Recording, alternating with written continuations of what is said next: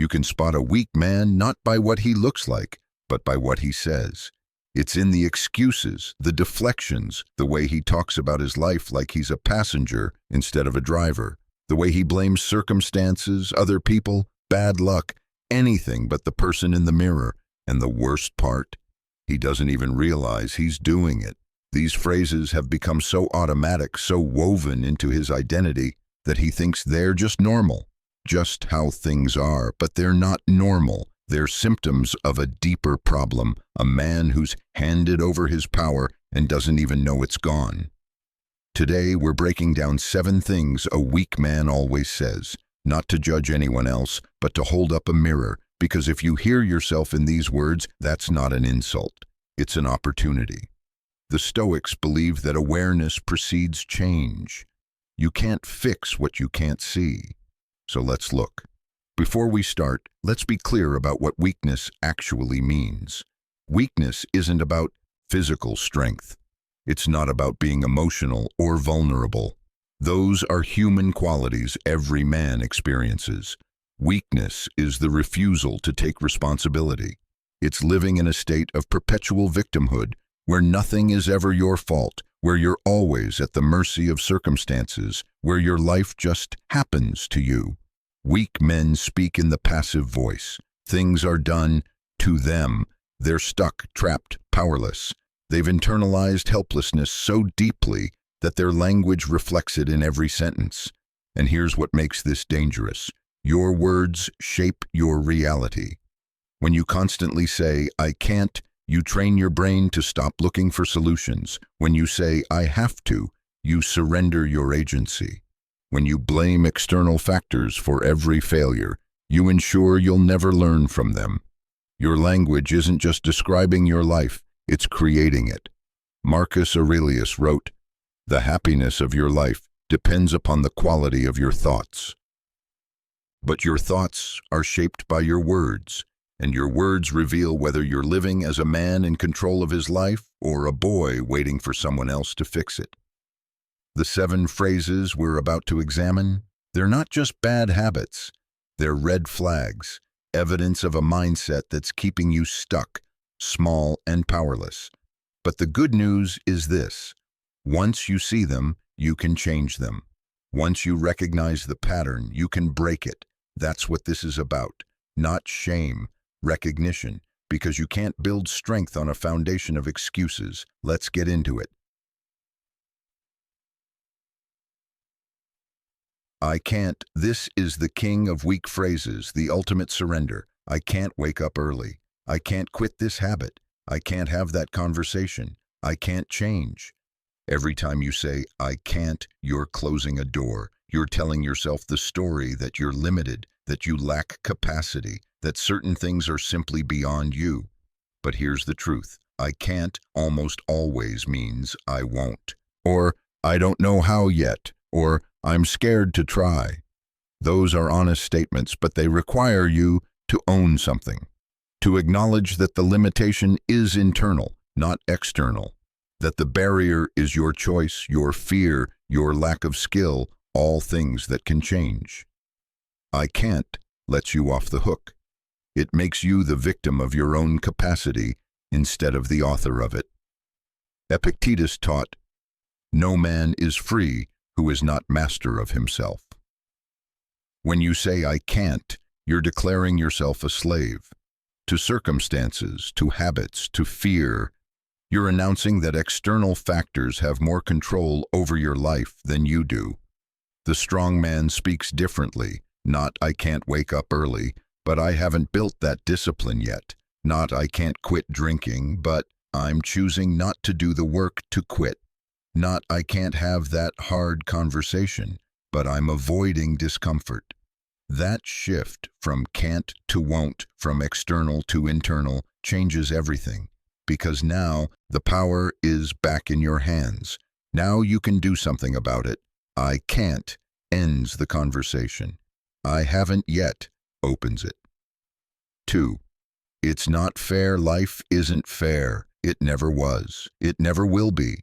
You weren't promised equal outcomes. You weren't guaranteed that hard work always pays off. You weren't given a contract saying good people don't suffer and bad people don't succeed, and yet weak men cling to fairness like it's a cosmic law that's being violated. It's not fair that he got promoted instead of me. It's not fair that some people have it easier. It's not fair that I have to deal with this. Every time you say this, you're arguing with reality.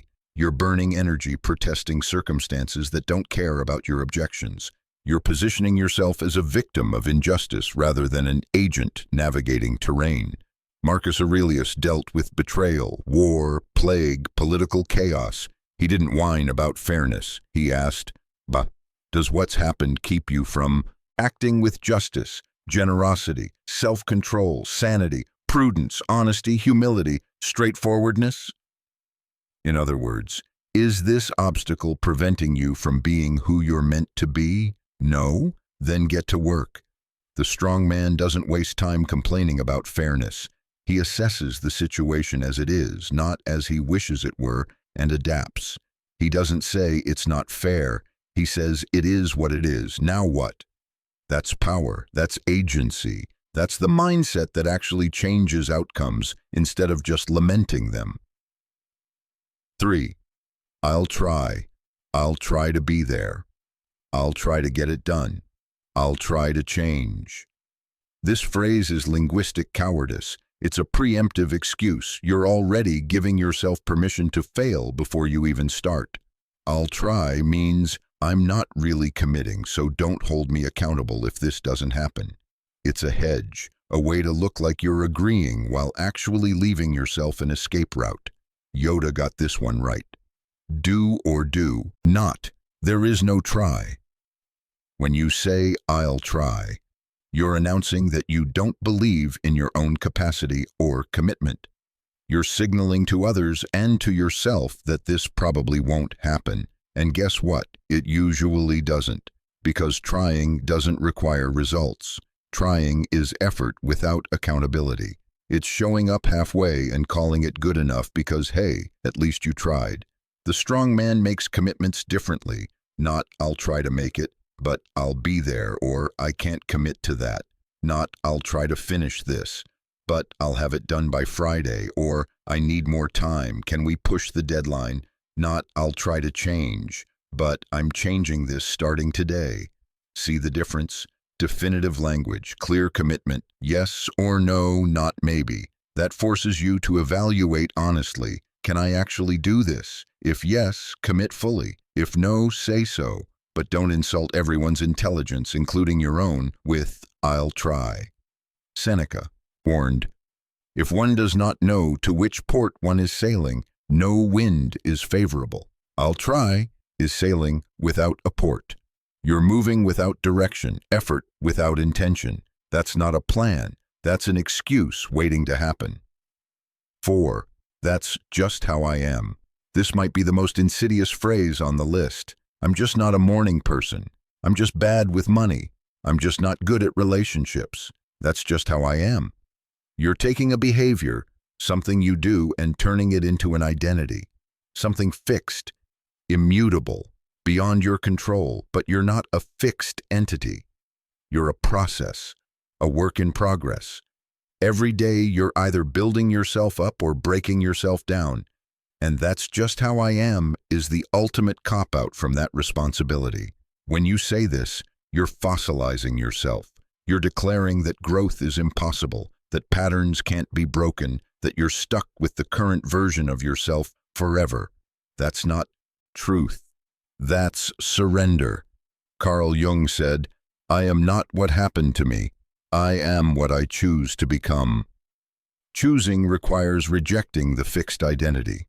It requires understanding that how you are is the result of repeated choices, and repeated choices can change. You're not just not a morning person, you've conditioned yourself to hit snooze for 20 years.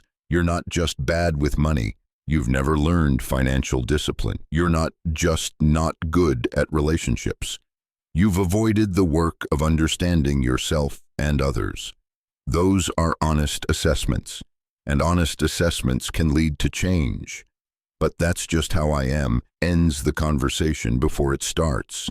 It transforms weakness into identity, and identity is much harder to let go of than a habit. The strong man says, "This is who I've been. It's not who I'm becoming." 5. I don't have time. Yes, you do. You have time for what you prioritize. You have time for what matters to you. You have exactly the same 24 hours as everyone else. What you don't have is unlimited time for everything.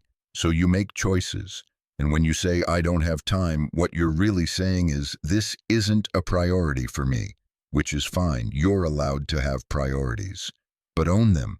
Don't say, "I don't have time to work out." Say, "I'm choosing to spend that time on other things." Don't say, "I don't have time to read." Say, "I prioritize Netflix over books." Don't say, "I don't have time for my kids." Say, "I'm choosing work over presence." Now, those statements might make you uncomfortable. They should, because they're honest about what you're actually valuing. And if you don't like what that honesty reveals, you can change your priorities, Matsies. But you can't change them if you're hiding behind, "I don't have time."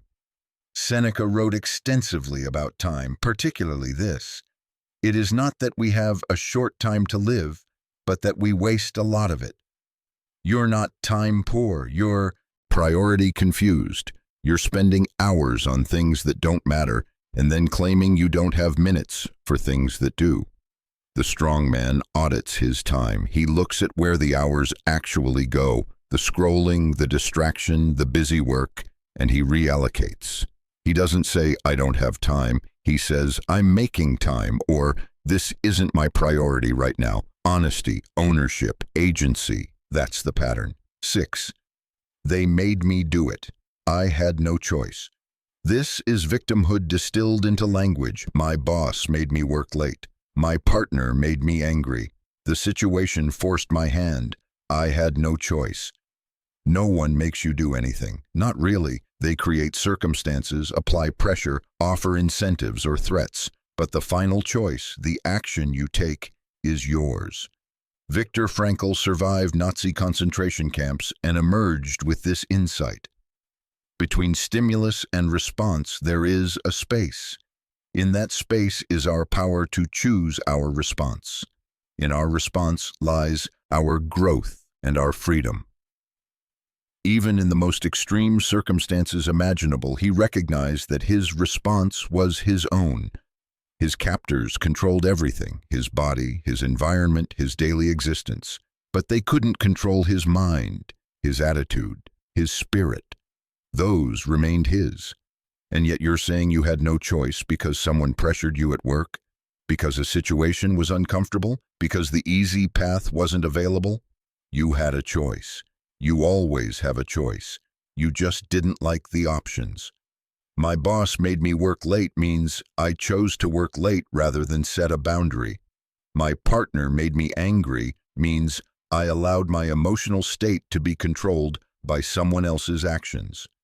I had no choice means I chose the path of least resistance. Those are honest statements. They acknowledge your agency. And with agency comes power, the power to choose differently next time. The strong man owns his choices, especially the hard ones. Not "she made, me made," but "I got angry and I'm responsible for how I handled it." Not "I had to lie," but "I chose to lie because I was afraid of the consequences of honesty." Not "they left me no choice," but "I chose this option over the alternatives." That's uncomfortable. It strips away the protective layer of victimhood, but it's also liberating because if you chose it, you can choose differently. 7. I'm just waiting for the right time, the right opportunity, the right circumstances, more money, more knowledge, more confidence, someone to give you permission, something to change. Weak men are perpetually waiting. They've outsourced the starting gun to external conditions that may never arrive. I'm just waiting for things to settle down before I start. I'm just waiting for a sign. I'm just waiting until I feel ready. But here's what waiting really is: postponing responsibility. It's telling yourself a story that lets you avoid the discomfort of beginning. It's giving your power to time, circumstances, feelings, anything but yourself.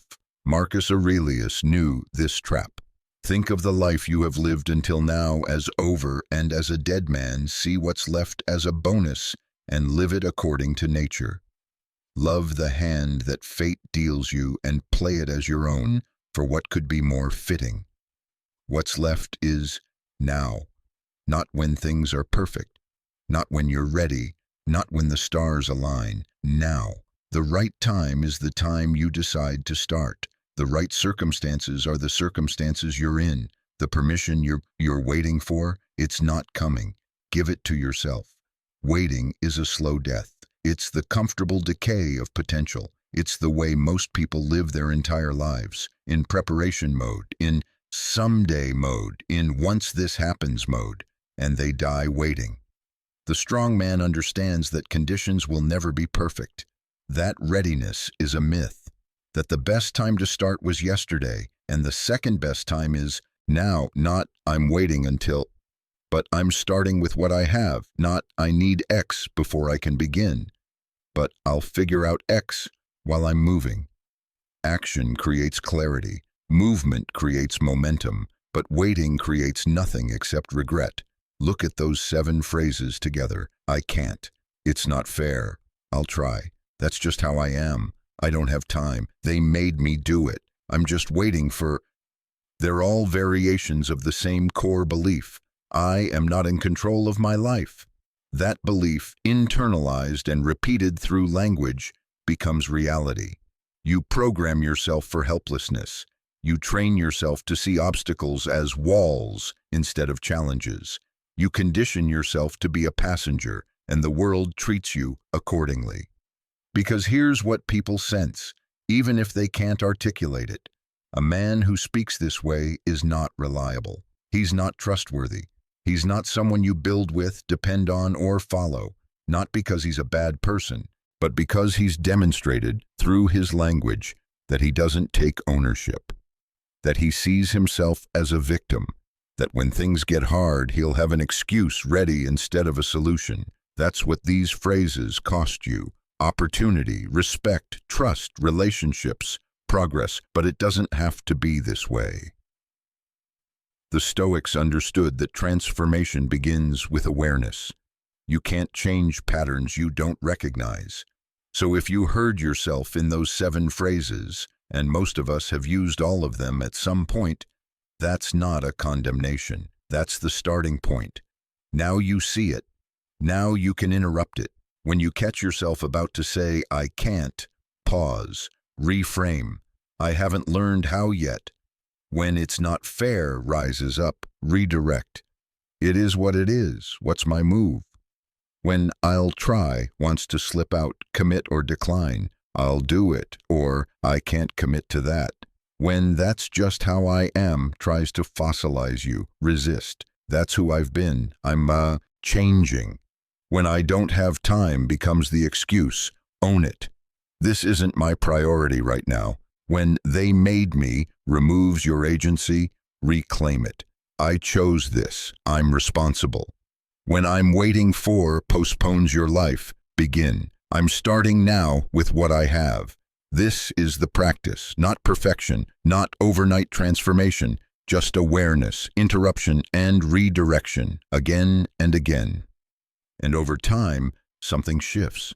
Your language changes, your thinking changes, your actions change, and eventually, your life changes. Because you're no longer operating from a victim mindset. You're no longer surrendering your power to circumstances, other people, or your own excuses. You're speaking and living like someone who owns their life. That's what strength sounds like. Not loud, not aggressive, just clear, honest, accountable. The world needs more of that. Less excuse-making, less blame-shifting, less waiting for perfect conditions that never come. More men who look reality in the face and say, this is where I am, this is where I'm going, and I'm responsible for the bridge between them. Here's your challenge. For the next 48 hours, catch yourself using any of these 7 phrases. Don't judge it, just notice. Keep a note on your phone. Every time you hear yourself say, I can't, it's not fair, I'll try, that's just how I am, I don't have time, they made me, or I'm waiting for, write it down. At the end of 48 hours, look at the list. That's your pattern. That's your language revealing your mindset. Then, for each one, rewrite it. What would you have said if you were taking full ownership, if you were speaking from agency instead of victimhood? That rewrite, that's your new script. That's the language of strength. Practice it, use it, make it automatic, because you're not changing words for the sake of words. You're reprogramming the operating system that's been running your life. The Stoics knew, change your thoughts, change your life. But it starts with changing your words, your move. Stay focused, stay grounded, and remember, the quiet work you do today is shaping the strength they'll never see coming.